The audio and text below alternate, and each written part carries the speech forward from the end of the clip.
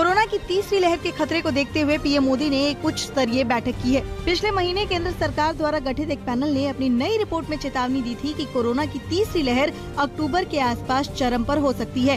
PM Modi ने बैठक में राज्यों को दवाओं का बफर स्टॉक रखने को कहा है। पीएम मोदी ने बैठक के दौरान देश में कोविड-19 टीकाकरण अभियान की भी समीक्षा की। प्रधानमंत्री ने अगले कुछ महीनों के लिए वैक्सीन के उत्पादन, आपूर्ति और पाइपलाइन की समीक्षा की।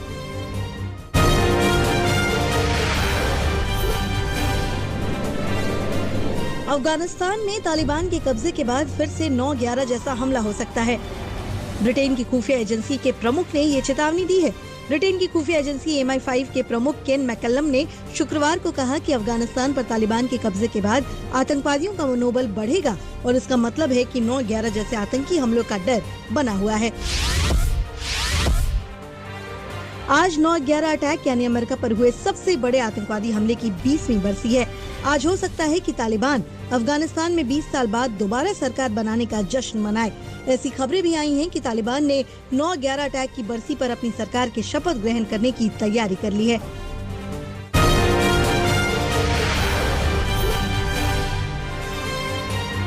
तालिबान और पंजशीर के बीच जंग जारी है। इस बीच अफगानिस्तान के पूर्व उपराष्ट्रपति अमरुल्लाह सालेह के भाई रोहुल्लाह सालेह की पंजशीर में हत्या की खबर सामने आई है। तालिबान पर कत्ल से पहले दरिंदगी का भी आरोप है। तालिबान ने गुरुवार को रोहुल्लाह को गिरफ्तार किया था, जिनकी हत्या कर दी गई है।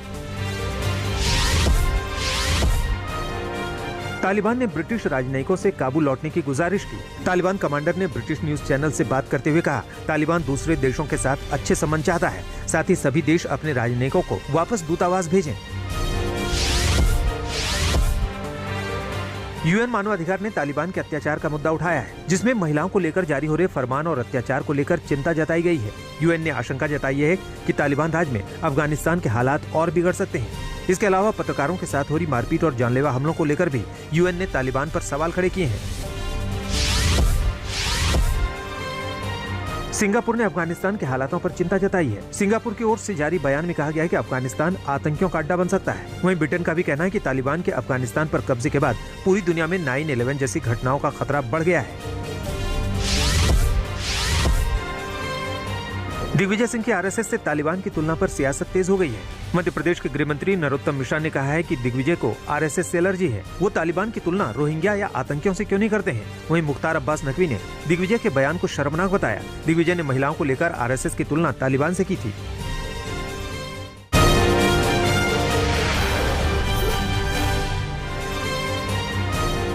यूपी में प्रचार करने पहुंचे असदुद्दीन ओवैसी की मुश्किलें कम होने का नाम नहीं ले रही हैं। ओवैसी के खिलाफ अब बाराबंकी में तिरंगे के अपमान का केस दर्ज किया गया है, जिसमें आयोजकों के खिलाफ भी मुकदमा दर्ज किया गया है। इससे पहले ओवैसी पर रैली में कोरोना प्रोटोकॉल तोड़ने को लेकर केस दर्ज किया गया था। करनाल में किसानों और प्रशासन के बीच घमासान जारी है, जहां जिला मुख्यालय के बाहर किसान डटे हुए हैं। किसान लगातार लाठीचार्ज का आदेश देने वाले SDM के खिलाफ कार्रवाई की मांग कर रहे हैं। इस बीच किसान नेता राकेश टिकैत ने राम को लेकर बीजेपी पर तंज किया है। राकेश ने खुद को रघुवंशी बताया। ऋषि की तो लड़ाई लड़ रहे, ये छेड़खानी ऋषि के साथ में कर रहे। ऋषि का मतलब कोई इनसे नहीं है कि ये बहुत बड़े पुजारी है। भाई रामचंद्र जी के हम वंशज है, वो भी रघुवंशी थे, हम भी रघुवंशी। हमारे पूर्वजों का जन्म अयोध्या में हुआ, तो इनका कहां से रामचंद्र जी आ गया। हमारा था राम, इनका है जय श्री राम। इन्होंने हमारे रामचंद्र जी को बदल दिया, हमारा तो राम राम था। उत्तर प्रदेश की योगी सरकार ने मथुरा वृंदावन में कृष्ण जन्मस्थल को लेकर बड़ा फैसला लिया है। सरकार ने जन्मस्थल के 10 वर्ग किलोमीटर के दायरे को तीर्थ स्थल घोषित किया है। इस इलाके में 22 नगर निगम वार्ड क्षेत्र आते हैं, जिसे तीर्थ स्थल घोषित किया गया है। केरल में कोरोना का कहर जारी है। पिछले 24 घंटे में राज्य में 24,000 से ज्यादा नए केस सामने आए हैं। वहीं 177 लोगों ने दम तोड़ा है। वहीं महाराष्ट्र में भी कोरोना की रफ्तार थमने का नाम नहीं ले रही है, जहां 4,000 से ज्यादा नए केस आए हैं। वहीं 44 लोगों की इस बीमारी से मौत हुई है। इस बीच पीएम मोदी ने कोरोना को लेकर हाई लेवल मीटिंग की, जिसमें टीकाकरण से लेकर बाकी हालातों को लेकर चर्चा हुई। जम्मू कश्मीर विधान परिषद के पूर्व सदस्य त्रिलोचन सिंह वजीर की हत्या के मामले में नया खुलासा हुआ है। पता चला है कि त्रिलोचन सिंह की हत्या के बाद आरोपी हरप्रीत सिंह ने एक महिला मित्र को भी मौका वारदात पर बुलाया था। इस खुलासे के बाद पुलिस ने उस महिला से भी पूछताछ की है। आरोपी की महिला मित्र गुरुग्राम की रहने वाली बताई जा रही है। पुलिस के मुताबिक अब तक के दिए गए बयान में उस महिला ने बताया है कि उसे कत्लेआम के बारे में कोई जानकारी नहीं है।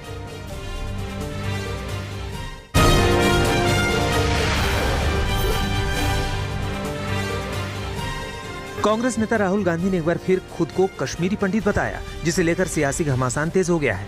जम्मू दौरे में राहुल गांधी ने बीजेपी पर कश्मीरी पंडितों को नजरअंदाज करने का आरोप लगाया है।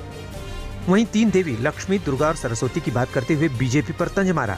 राहुल ने कहा कि बीजेपी ने शक्ति, शिक्षा और अर्थव्यवस्था तीनों का नुकसान किया है। कांग्रेस पार्टी ने हमारे लिए किया, कॉम्पनसेशन देने की बात की थी, हमारी सरकार ने की थी, और बीजेपी ने हमें झूठा वायदा किया। मेरा परिवार भी कश्मीरी पंडित है और मैं अपने भाइयों से कह रहा हूं, कश्मीरी पंडित जो भाई हैं, मैं आपको कह रहा हूं कि मैं आपकी मदद करके दिखाऊंगा। राहुल के बयान पर सियासत तेज हो गई है। बीजेपी ने राहुल पर पलटवार किया। संबित पात्रा ने कहा कि राहुल देश को गुमराह कर रहे हैं। कांग्रेस राज में कश्मीरी पंडितों की हत्या हुई, वहीं देवियों के बयान पर भी बीजेपी ने सवाल खड़े किए। पश्चिम बंगाल के मुख्यमंत्री ममता बनर्जी ने भवानीपुर उपचुनाव के लिए पर्चा भर दिया है। ममता अलीपुर में पर्चा दाखिल करने पहुंची थी। बीजेपी ने इस सीट से प्रियंका टिब्रेवाल को उम्मीदवार बनाया है। वहीं कांग्रेस इस सीट से कैंडिडेट नहीं उतारेगी। बंगाल की भवानीपुर विधानसभा सीट पर 30 सितंबर को उपचुनाव होगा। बीजेपी ने कहा कि वो पूरी ताकत से भवानीपुर में चुनाव लड़ेंगे। बीजेपी ने बंगाल उपचुनाव के लिए स्टार प्रचारकों की लिस्ट जारी की है, जिसमें स्मृति ईरानी समेत 2 केंद्रीय मंत्री हैं। आरजेडी नेता तेजस्वी यादव नए विवाद में फंसते नजर आ रहे हैं। उनका सोशल मीडिया पर महिलाओं को पैसे बांटते हुए एक वीडियो तेजी से वायरल हो रहा है। वीडियो गोपालगंज जिले का है, जहां पर तेजस्वी गुरुवार को एक कार्यक्रम को संबोधित करने गए थे। जेडीयू नेता नीरज कुमार ने इस वीडियो को सोशल मीडिया पर शेयर किया था, जिसके बाद अब नीरज की तरफ से चुनाव आयोग को शिकायत भी कर दी गई है। उन्होंने आरोप लगाया है कि तेजस्वी द्वारा आचार चुनाव संहिता का उल्लंघन किया गया है। यूपी चुनाव को लेकर आज से बीजेपी विजय अभियान शुरू करने जा रही है। बीजेपी के लिए विजय अभियान की शुरुआत पार्टी अध्यक्ष जेपी नड्डा करेंगे। नड्डा वीडियो कॉन्फ्रेंसिंग के जरिए बूथ विजय अभियान को हरी झंडी दिखाएंगे। इस चुनावी अभियान से मुख्यमंत्री योगी आदित्यनाथ के साथ साथ योगी मंत्रिमंडल के सभी मंत्री मौजूद रहेंगे। सभी अपने अपने शक्ति केंद्रों पर मौजूद रहेंगे। इस अभियान के तहत 27,000 शक्ति केंद्रों को जोड़ा जाएगा।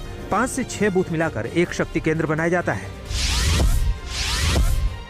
यूपी बीजेपी की तरफ से कोर टीम बना दी गई है। चुनावी प्रचार की जिम्मेदारी भी ये टीम ही देखने वाली है।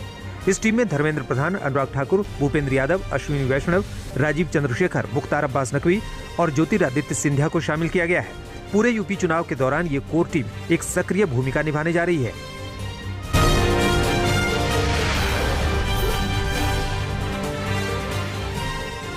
भारत और इंग्लैंड के बीच मैनचेस्टर में होने वाला टेस्ट मैच रद्द कर दिया गया है। स्टाफ को कोरोना होने के चलते मैच को रद्द करने का फैसला किया गया। ये मुकाबला कल खेला जाना था। पहले इस टेस्ट मैच को 1 दिन के लिए टाला जाना तय किया गया था, लेकिन अब पूरे टेस्ट मैच को ही रद्द कर दिया गया है। मैच को लेकर बीसीसीआई और ईसीबी में खींचतान तेज हो गई है। ईसीबी का कहना है कि बीसीसीआई ने मैच खेलने से इनकार कर दिया। ईसीबी का कहना है कि क्योंकि टीम इंडिया ने मैच खेलने से इनकार किया है, तो मैच में इंग्लैंड की टीम को जीता घोषित किया जाए। ऐसा करने पर सीरीज 2-2 से बराबर हो जाएगी। टीम इंडिया सीरीज में अभी 2-1 से आगे है। आखिरी टेस्ट रद्द होने पर दुनिया भर के खिलाड़ियों ने प्रतिक्रिया दी है। इंग्लैंड के पूर्व कप्तान पीटरसन ने टीम इंडिया का बचाव किया है। पीटरसन का कहना है कि टेस्ट नहीं खेलने का फैसला करने के लिए भारतीय टीम पर उंगली नहीं उठानी चाहिए।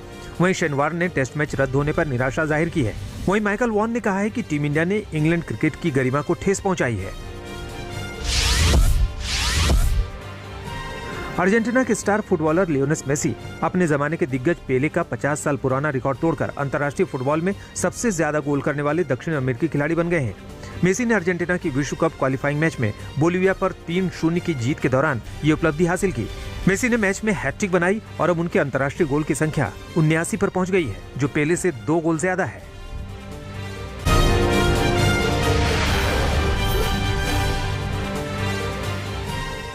अमेरिकी राष्ट्रपति जो बाइडेन ने देश में बढ़ रहे डेल्टा वेरिएंट मामलों को देखते हुए देश के सामने रखा अपना एक्शन प्लान। 100 से अधिक कर्मचारियों वाली कंपनियों में वैक्सीनेशन पर जोर देने की कही बात। साथ ही ऐसी कंपनियों में कर्मचारियों को हफ्ते में 2 बार कोरोना टेस्टिंग करवाने की कही बात। कैलिफोर्निया के मौसम विभाग ने जबरदस्त तूफान और बिजली गिरने को लेकर दी चेतावनी। कैलिफोर्निया के जंगलों में अभी भी आकाशीय बिजली गिरने के चलते लगी हुई है आग। डिक्सी फायर के चलते 3,753 किलोमीटर जंगल जलकर राख हो चुके हैं। ओल्फ तूफान की चपेट में आया मेक्सिको। तूफान के चलते मेक्सिको के बाजा कैलिफोर्निया प्रायद्वीप में तेज हवाओं के साथ हो रही है भारी बारिश।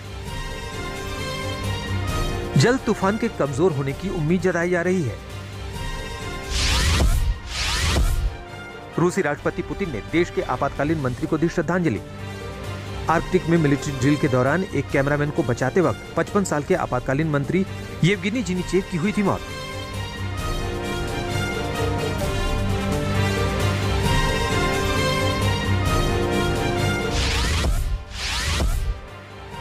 रूसी ऊर्जा कंपनी गज़प्रोम ने जर्मनी और रूस के बीच बनाई गैस पाइपलाइन। यूक्रेन को बाईपास करते हुए समुद्र के अंदर बनाई गई है ये पाइपलाइन। रूस और यूक्रेन के बीच बढ़े विवाद के बाद अटक गई थी ये परियोजना। इस पाइपलाइन के जरिए रूस जर्मनी को देगा गैस। यूरोप में चीन के कदम हुए और मजबूत। सर्बिया में शुरू किया कोरोना वैक्सीन मैन्युफैक्चरिंग प्लांट का निर्माण। अप्रैल 2022 से हर साल 30 मिलियन वैक्सीन बनाने का है लक्ष्य।